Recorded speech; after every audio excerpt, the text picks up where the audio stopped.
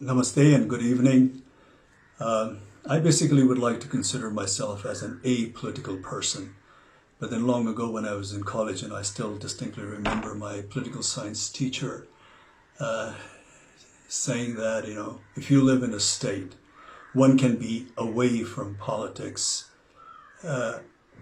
but politics, however, will not remain far away from you.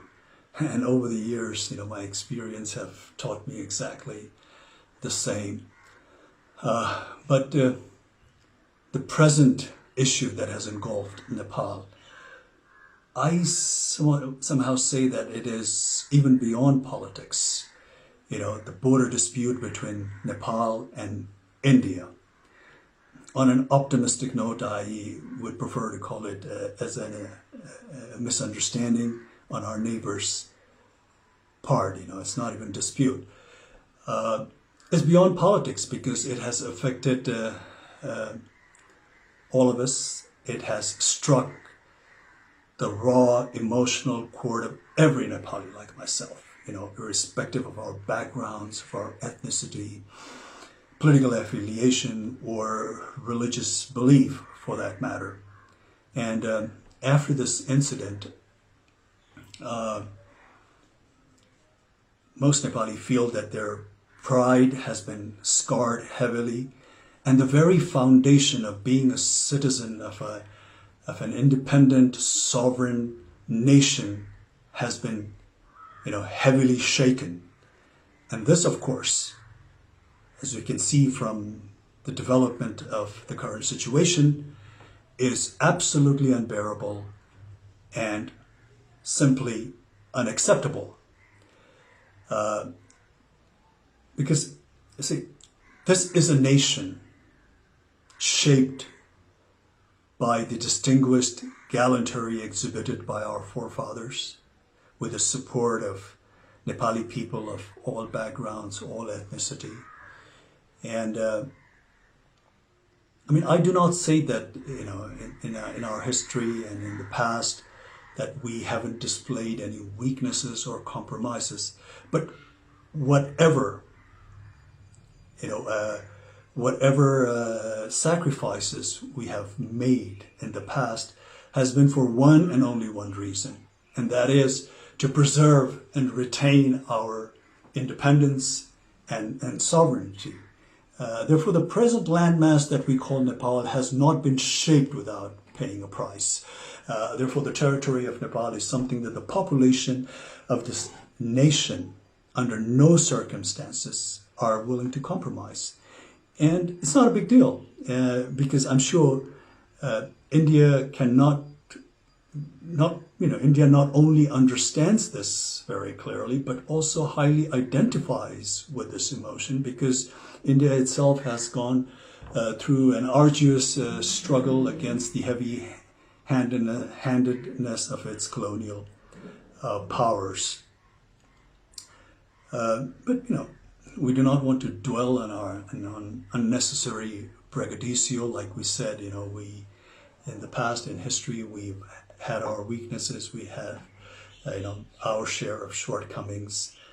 There was a phase of ignorance. There was a phase of, absent of political will amongst the political parties of the day, or the display of apathy by our political leaders of that time for some reasons.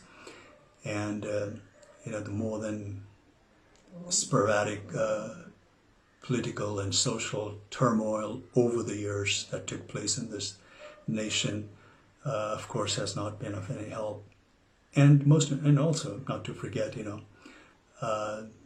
the friendly cooperation that we have extended to our neighbors, taken undue advantage of.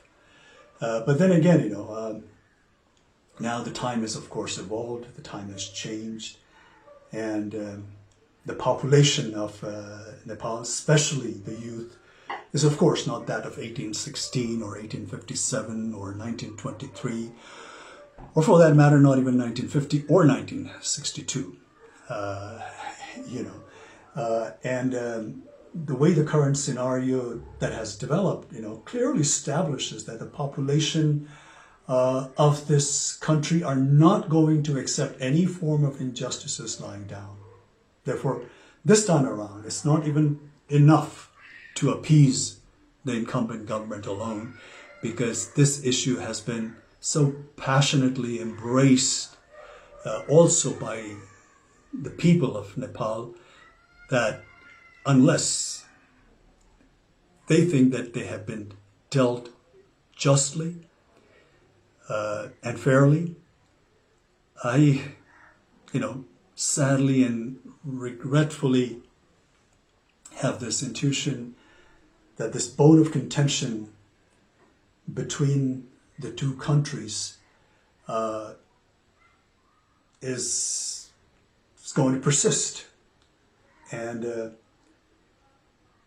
this sort of, a deadlock between two neighboring nations who for such a long time in history have shared common values, common culture, tradition, religious belief to a large extent, is going to affect not only the two nations concerned, but also going to hamper the progress and rob the much needed peace in this region. Therefore, in recent news, when I hear that, when India cries wolf vehemently, denouncing China, not showing respect to the sovereignty of India, and proclaims how China does not care for India's national or territorial integrity, it just seems like a case of pot calling the kettle black. And and India, for no doubt, India today is being a powerful country, not only of this region, but also a force that is to be recognized and respected globally. Needs to project or show some kind of magnanimity befitting the stature of such a nation, especially when it comes to its friendly neighbors. But Nepal basically only wants fair deal based on fact and statistics. It is only demanding to have what truly belongs to her, not more, not less. Nepali people will always want cordial, lasting relations with India. Whenever Indian government had extended some warmth of friendship, Nepali people have always reciprocated with open heart. I recalled the very first visit of Honorable Prime Minister of India, Mr. Modi, to Nepal as a Prime Minister.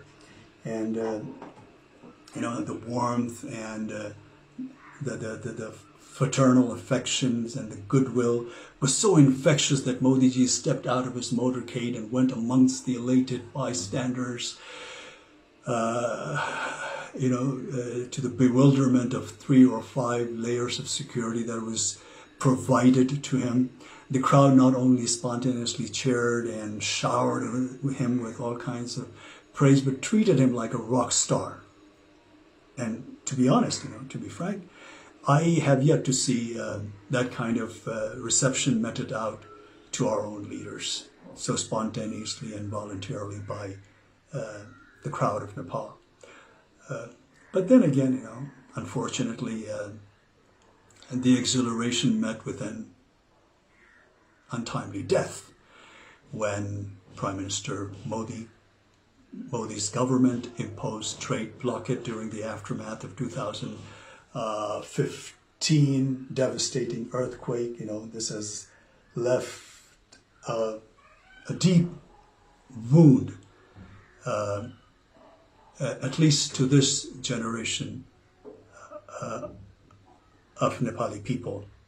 Therefore, time and again, this untimely blockades and with lopsided treaties and agreements and unresolved border disputes and not to mention taking advantage of the weakness of our political leaders, has a repercussion of which, befalls this nation and its people. Therefore, the current step that India has taken vis-a-vis Limpiyadhura and Lipulekh has in some way come as the last straw on the camel's back. It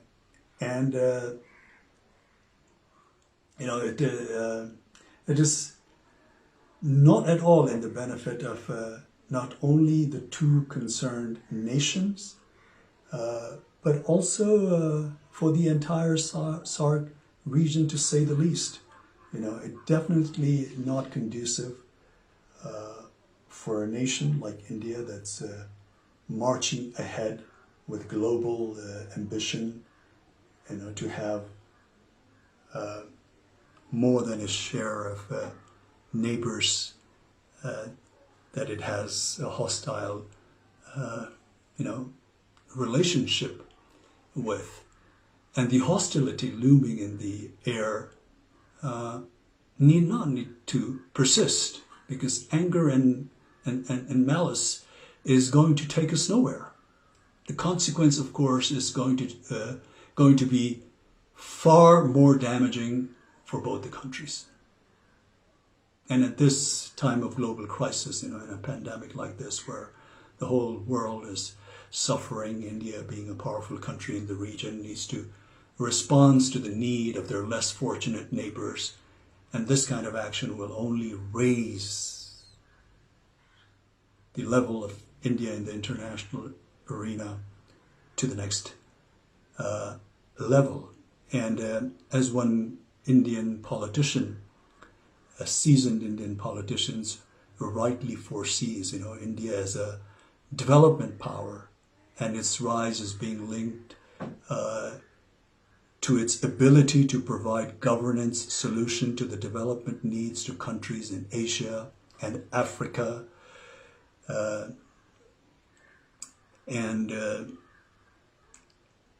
Also, just recently I was fortunate enough to hear the Prime Minister of India, Mr. Modi's address to his nation. I think it was on the occasion of Buddha Jayanti, and he said something like, I would like to roughly quote what he said. He said, we should always work with a sense of service only. When there is compassion, sympathy, then these feelings make us so strong that one can overcome the biggest challenge.